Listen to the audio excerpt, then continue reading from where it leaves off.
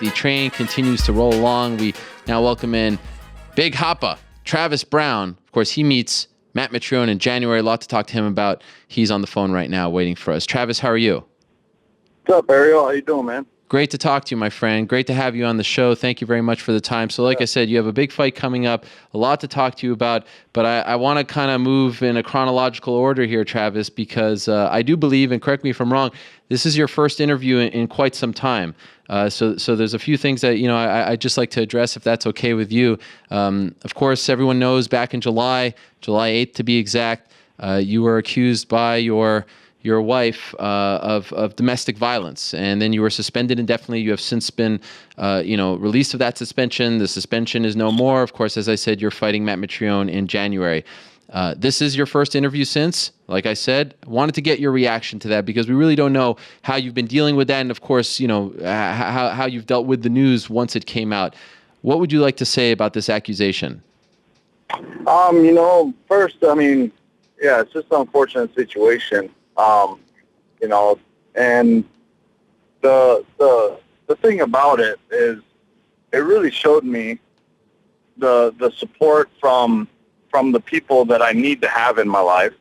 And it helped me get rid of like fakes and frauds, people that are around me that, would turn on me in a second for false allegations, and false accusations. I think people have the wrong idea about the investigation that the UFC put on. A lot of people feel like it was an investigation to clear me, which that is the farthest thing from the truth. The whole point of that investigation was to find the truth, and that's exactly why they hired Campbell & Campbell, and then Campbell & Campbell hired an ex-FBI agent that was in the field for 25 years doing this kind of stuff constantly. And, they came out and I had them sitting at my dinner table. I handed over all my information, my phone. I talked with the guys, and that's way more than anything that I would ever have to do legally, but I was willing to because I know what was said was false and was a lie. So, the results of the investigation, the fact that I was cleared, reinstated by the UFC, says enough. I don't want to go into details. I hold my dignity. There's more value to my dignity than to lower myself to talk about somebody that really doesn't have any relevance in my life anymore. And knowing some of the history, some of the, her and I were, we talked to a counselor for over a year together, knowing her health history and knowing, being a part of the counseling, who was a psychologist. The things I would love to feel angry. I'd love to feel betrayed, but I can't because she has to deal with these situations on a daily basis. And, again, I'm not going to go into, I'm not going to go to the public forum and talk ill about somebody when there's no reason for it. What's it going to do? If I were to throw stones at every dog that barked at me, I would never get to where I'm going, to wherever I'm headed.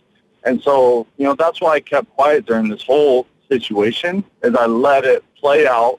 I didn't want to get involved. I didn't want to get in the way of anything, of any investigation. Anything they asked me for, I complied with, and I gave it to them, and I gave them more than what they asked for. And so it's just, it's an unfortunate situation, but it's been handled. And I have a fight coming up January 17th. So, the results speak for themselves. Just a couple more follow-ups, and for the record, I think it's important to ask, and appreciate again you coming on to answer them. Have you ever been physical towards your and by the way, is your ex-wife now? Have you separated? I'm not quite sure where you stand. Yeah, we were separated the week after my last fight. I had to go on some PR tours, and she took off to go back to Florida or hang out with her friends or something, and we just never got back together. There was obvious animosity before any of that started. I think anybody that knows that's been, that's had an end of a relationship, it doesn't just happen overnight and then one day you guys are just apart. It's been something that's been happening over a period of time. But no, have I ever gotten physical towards her? No, absolutely not. Like I said, there's situations surrounding, or there's conditions surrounding all of this that, that's up to her and her family to deal with. And I'm back to fighting again. The results speak for themselves. When this came out in early July, and your ex-wife posted these photos, I mean, they're pretty jarring to look at. Did you reach, and you're saying you were never a part of any of this, you never laid a hand on her. Did you reach out to her and say, okay, we're in a bad spot, whatever, we're separating. Where's this coming from? Why are you doing this? What are these photos all about? What's going on here? Did you try to nip this in the bud as quickly as possible? The only thing that I said, Jenna, I'm getting text messages from people saying that you had posted something, and she said something like "fuck off," and and then from then on out, after that, my cousin had sent me the post, and after that, I just have not had any communication with her whatsoever. She's tried to reach out a couple of times over some stuff she left at the house, or I don't know, I forget what the other one was, but again, I don't have any communication with her. We're obviously, since divorce, all the paperwork is done and turned in and signed, and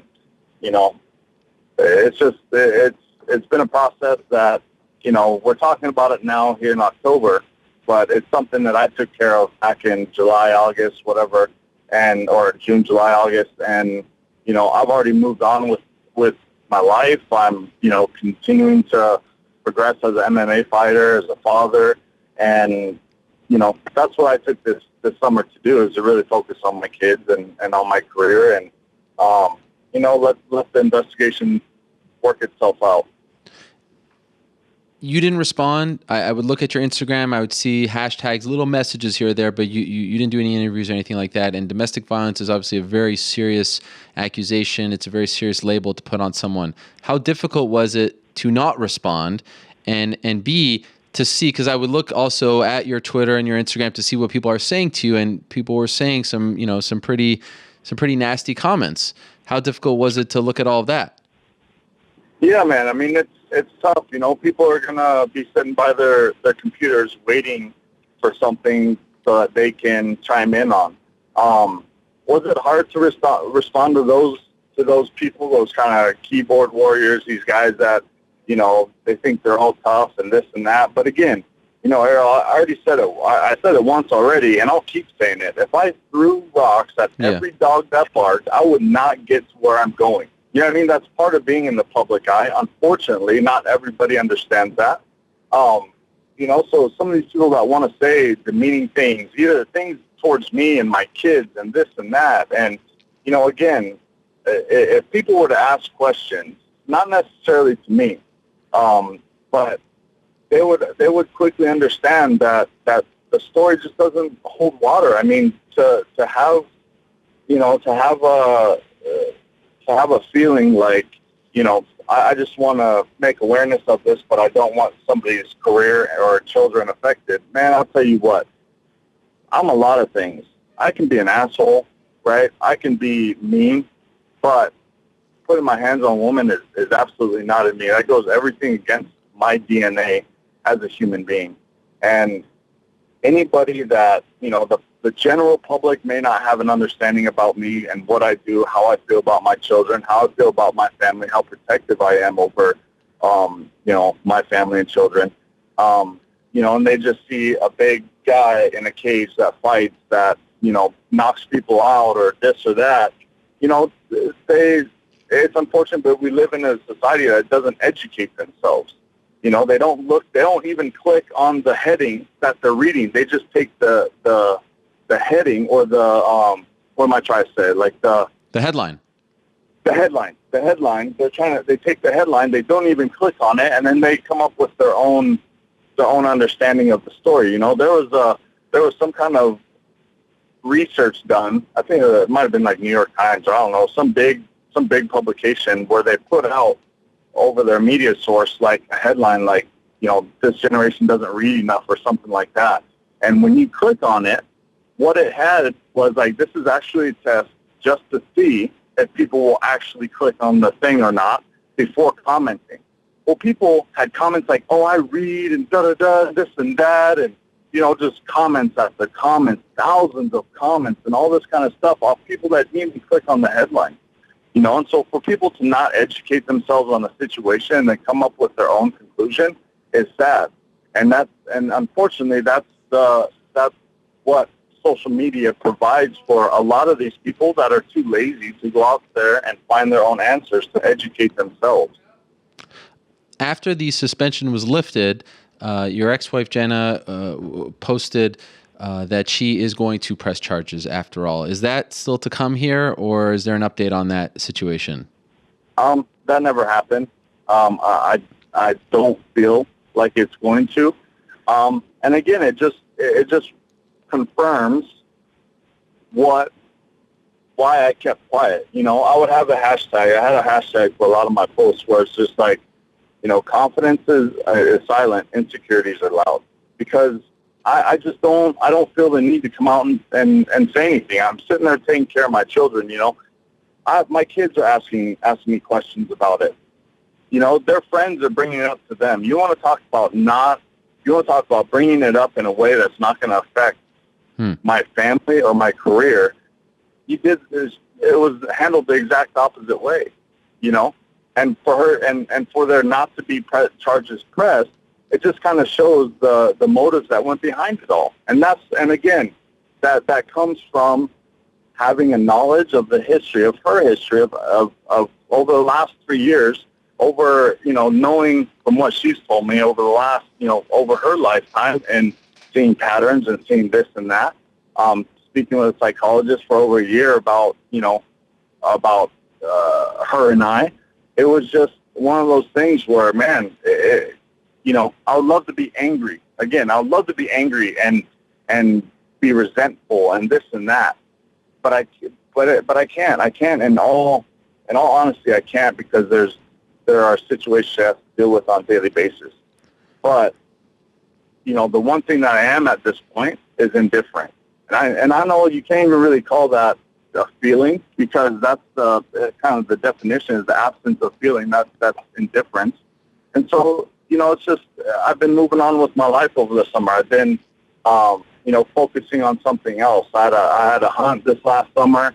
You know, I have a fight coming up in January, and that's what I've been handling. That's what I've been putting my efforts towards, or my kids and my career.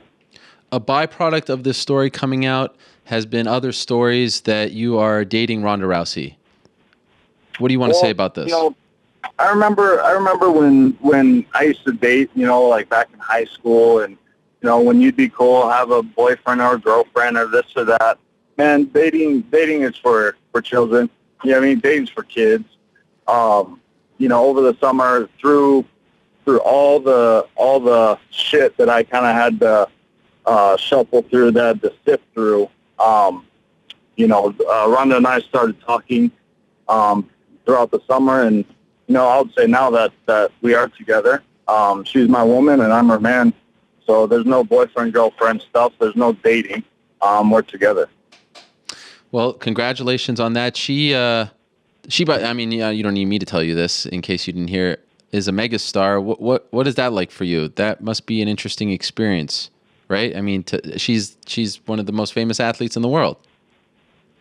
Yeah, you know, and it's really funny because, you know, we've been training out of the same gym for over a year now, and not once did we ever, you know, we talked about it after we started talking, and it was just like, not once did we ever think about this, you know what I mean? It wasn't even a thought that went through our heads at all. And so I've gotten to know her through the gym, through, you know, just all that kind of stuff. So I see her for who she is. You know, the fact that she's out there winning ESPYs and, Just, I mean, like you said, the star that she is, like on the movie screens and all that kind of stuff. I mean, that's all great, but that's not who I know her as. If that makes sense. Like, I know her as one of the hardest working athletes that I've ever seen in this gym, busting her butt on a daily basis. And through our own personal experiences of how compassionate and really how much of a sweetheart she really is. And that's what a lot of people don't see out of her. They see that, but they don't really get to experience that. But yeah, I mean, she's a huge star, and that's great for her, and I'm happy for her, and I want nothing to do but to support that aspect in her life. Last question on this: Is it a new situation for you? Is it different? Is it something you're getting used to, where you're both in the same gym? And I've never actually been there, but just from pictures and video, I don't think it's like the biggest gym in the world. It's not the smallest, but you're still in the same location, and you're both preparing for a fight, and you're both super focused and everything. Is that something that you have to get used to? Because I mean, I can't imagine working right next to my wife. I think we would get pretty intense towards each other. You know what I'm getting at, right? Yeah, not at all. And, okay. And that's what I mean. That's why it's it's not weird. It's not something we have to adjust to, because we've been doing that the entire time that I was here. I mean, she was doing her camps, I was doing mine. Without that thought process going through our head, and we're both, when we're in the gym. I mean, one of my mentality in the gym is that I'm here. I've dedicated however long, say 2 hours of my morning to being in the gym and busting my butt. There isn't a single damn thing, unless it has to do with a family member, like on their deathbed or something like that, that is going to distract me from those 2 hours and being focused in that gym. When my coach talks, I listen. When he's working with somebody else, I'm watching. And the same goes for her. And she's actually been a great example of that. Of just being ultra focused and borderline obsessed with training. And it's not weird at all. Like I said, we didn't start off, say, interested in each other, and then now we have to work together. It's like we were working together when we were just acquaintances, and next to each other in gym, not a problem, and now it's the same thing. We're together now, and we're both able to put that aside for the time being and focus at the task at hand. So you got your next fight. It's Matt Mitrione. I remember talking to your manager, John Fosco, about this, and the way he put it was like, we'd love to punch Matt Mitrione in the face. Much respect, but that's a fight that we like. And I was like, are you speaking for yourself or Travis? He's like, I'm kind of speaking for both of us here. Why is this something that you wanted?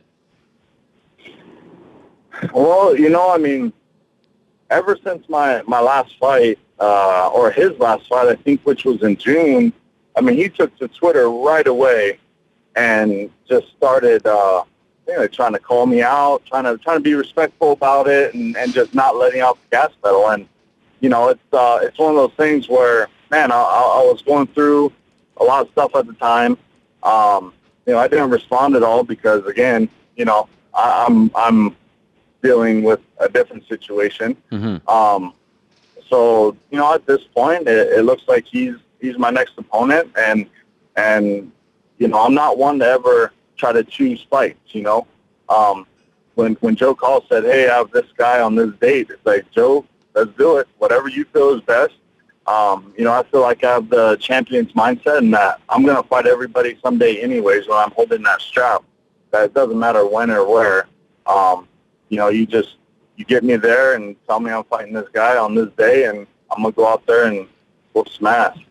Have you watched the Arlovsky fight a lot? I mean, that will go down as one of the greatest rounds in UFC history, period. Have you watched it a lot? And do you have any idea now, around 5 months later, why you couldn't finish him? You had him, and he had you. It was back and forth. It was mind-blowing to actually witness that in person.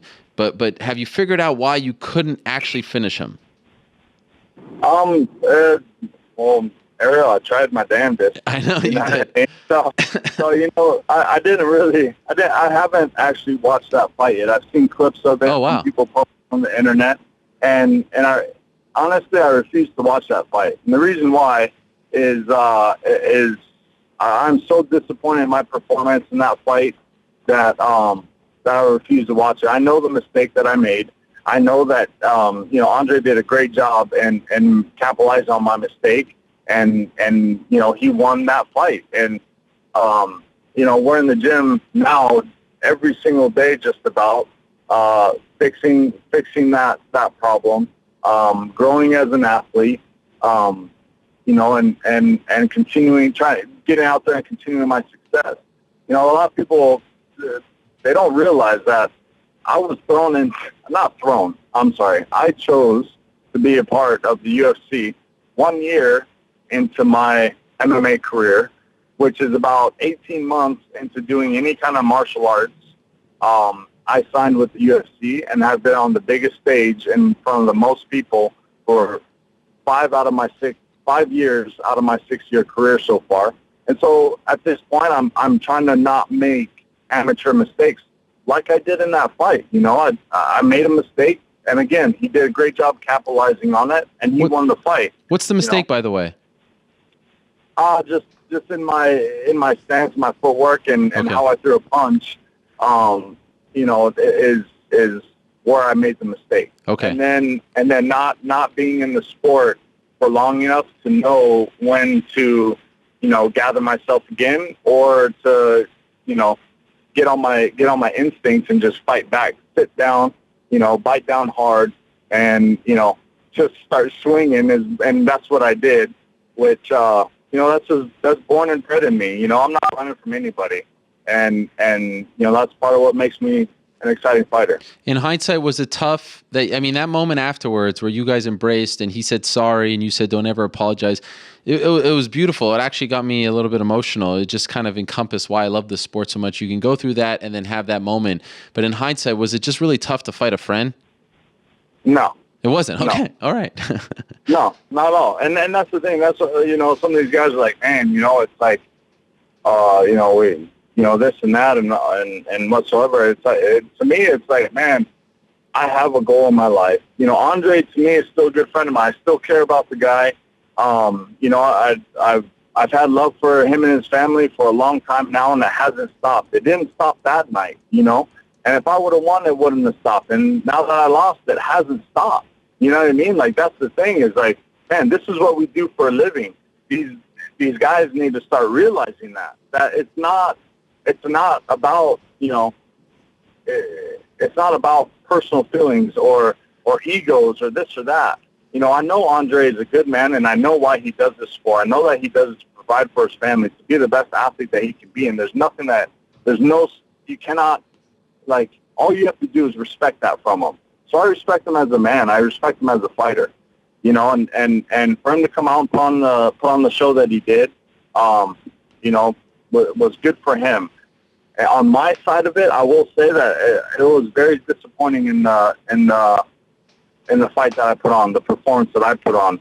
I showed heart, I showed this and that, but I didn't show what I'm made of. I didn't show what I'm capable of, and that's where I stand with it. And I mean, congratulations to him. People always say that was the greatest round, one of the greatest rounds and stuff. And I tell them that they're full of shit because it wasn't one of my greatest rounds. If you want to see one of my greatest rounds, keep watching my fights, and I'm gonna, I'm putting it together, and it's gonna be a good time.